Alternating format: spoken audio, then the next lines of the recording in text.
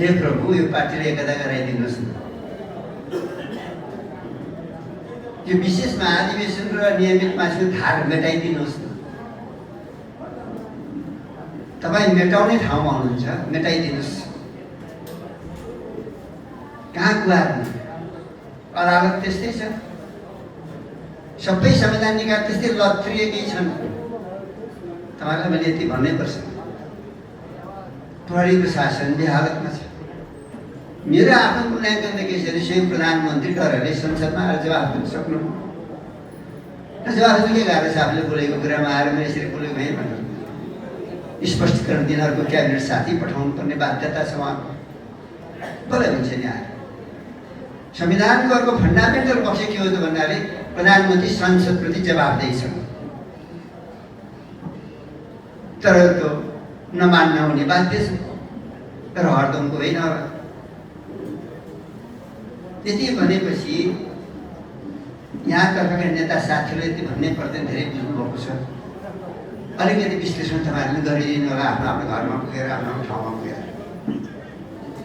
एउटै पार्टी हो नेपाली काङ्ग्रेस पार्टी, जसले शासकहरूले जनतामा पारेको त्रासबाट जनतालाई मुक्ति दिलाएको छ। त्यही हो लोकतन्त्र।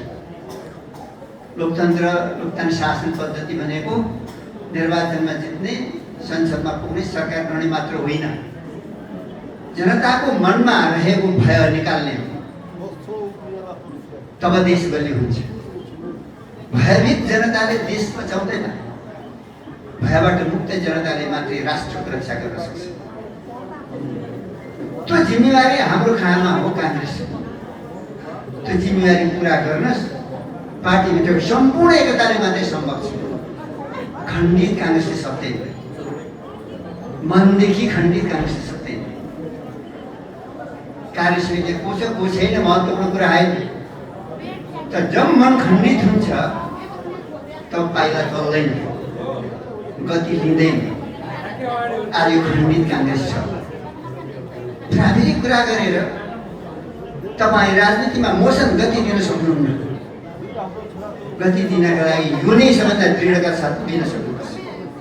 यो नै दृढताका साथ दिन सक्नुपर्छ। तपाईँको खुट्टो लुलो होला, त्यहाँको स्वास्थ्य कमजोर होला, त्यहाँ घरमा सुतिराखेको अवस्था के नहुनु होला, तर तपाईँको मन दृढताका साथ रहेको छ भने तपाईँ आफ्नो भाइब्रेसनले सारा समाज परिचालित गर्न सक्नुहुन्छ। यो हो काङ्ग्रेस। मैले बुझेको यो हो बिपी कोइराला। मैले बुझेको क्यान्सर रोगी अन्तिम क्षणमा पनि उहाँ देश परिचालन गरेर राख्नुभएको थियो। गिरिजा प्रसाद कोइराला भेन्टिलेटरमा रहेर पनि देश परिचालन गरेर राख्नुभएको थियो। यो मैले बुझेको। त्यसैले नठान्नुहोस् यतिमै टुङ्ग्यो यो ग्रान्ड डिजाइन। थप अरू परिघटना नेपालले बिउनु पर्दैन, ढुक्क भएर बसिहाल्नु भन्ने अवस्था मैले देखेको छैन।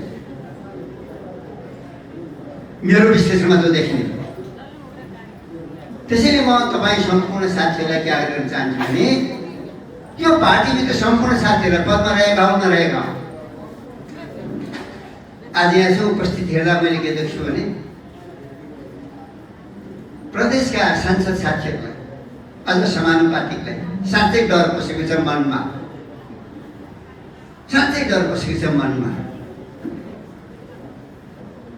साह्रै आउन लड्थ्यो दाइ, तर के गर्ने, तर के गर्ने। लोभ छ, त्यसरी डर छ।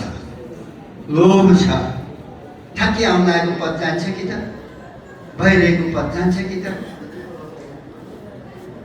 त्यो डराएको काङ्ग्रेसले काङ्ग्रेस थाम्न सक्दैन, नथामिने काङ्ग्रेसले देश थाम्न सक्दैन।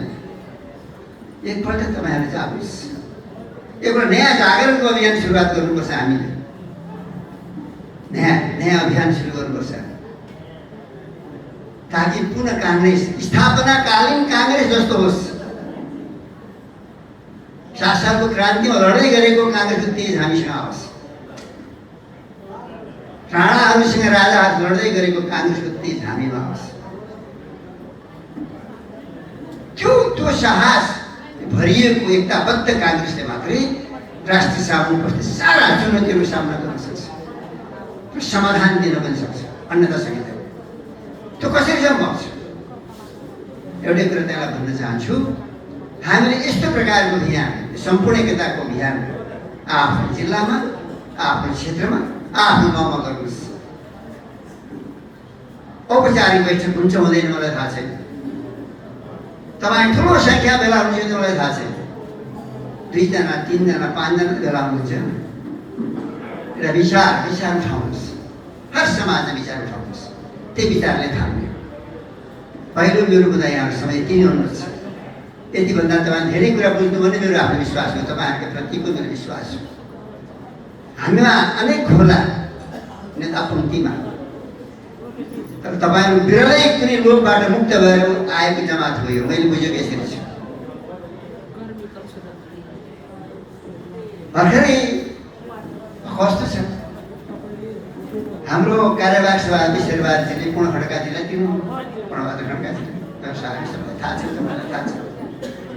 शेरबहादुरजी विस्तार गर्न जानु सिङ्गापुर प्रारम्भिक दिन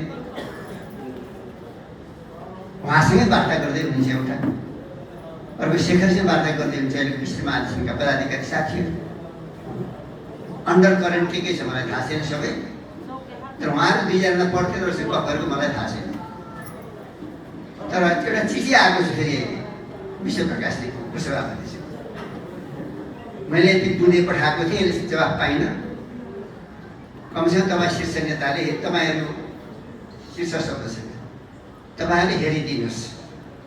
अनि मेरो नाममा अनि विजयजीको नाम जस्तो लाग्छ, शशाङ्कजीको नाम आदिको नाममा छ, चाहिँ 5-6 जना कतिको नाममा छ। सबै यति बुँदै लेख्नै पर्दैन। मेरो यहीँबाट सार्वजनिक सुझाव छ। भेटेरी गफर्दा बेग्लै कुरा हुन्छ, मन हुँदा 2 वाक्यमा र 10 मिनटमा कुरा टुङ्गिन्छ। मन हुँदा त्यो साहसको सुरुवात अब हृदयबाट हुनु, केही गर्नु पर्दैन।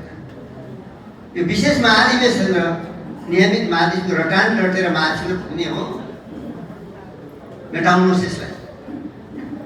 के गर्दा मेटिन्छ यो विचार र संगठनको दिधार? मेटाउने ठाउँमा तपाईँहरू हुनुहुन्छ। लेख्ने चक पनि तपाईँसँग छ, मेच्ने डस्टर पनि तपाईँसँग छ। मेटाउनुहोस्।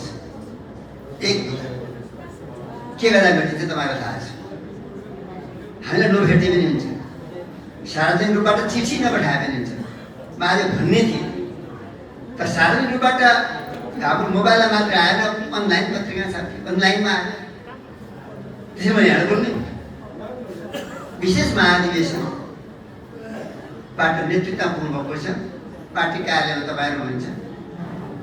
2 चाहिँ धार बेचिने गरिसँग सम्पूर्ण एकता निर्माण गर्ने निर्णय लिनुहोस्। तपाईँहरू एकल निर्णयले पनि हुन्छ, अथवा तपाईँ जोसँग वार्ता गर्दै हुन्छ उहाँसँग बसेर टुङ्ग्या पनि हुन्छ। अनि महाधिवेशन विगतमा जसरी भएको छ, धेरै भन्नै पर्दैन मैले, 14औं 13औं 12औं 11औं 10औं 9औं जसरी हुने गरेछ विगतमा महाधिवेशन, त्यस्तै गरी आगामी महाधिवेशन सम्पन्न गर्नुहोस्। 2 कुरा त्यति गर्दा टुङ्ग्यो, धेरै कुरा गर्नै परेन। किन अनेक नाटक र फुन्डा गर्दै जाने? यही विषय देश सङ्कटमा छ, लोकतन्त्र सङ्कटमा छ, संवैधानिक व्यवस्था सङ्कटमा छ। के थाहा थियो भदौ 22 गतेसम्म यस्तो हुँदैछ भन्ने? काङ्ग्रेसका पदाधिकारीहरूलाई, शेरबहादुरजीलाई, पूर्ण खड्काजीलाई, धनराजलाई, 2 महामन्त्रीजीहरूलाई बिग 5 उहाँले प्रस्ताव ल्याउनुहुन्थ्यो, हामी समर्थन गरिदिन्थ्यौँ। घन्टौँ बोल्नुहुन्थ्यो, हामीलाई 3 मिनट बोल्ने समय दिएको थियो। जे ल्याउनु त्यही हामीले सही गरेका हौँ 5 जनाले मिलेर।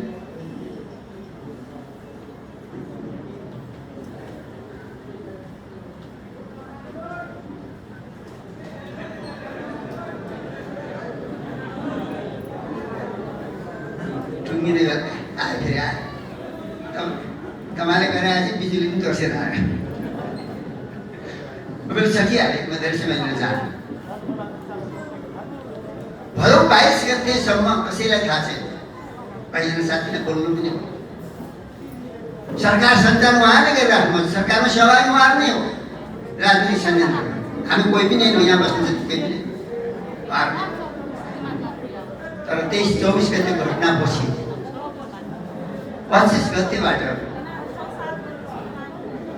पार्टी नेतृत्वप्रति आफै मिलेर काम गरिरहेको साथीप्रति जुन व्यवहार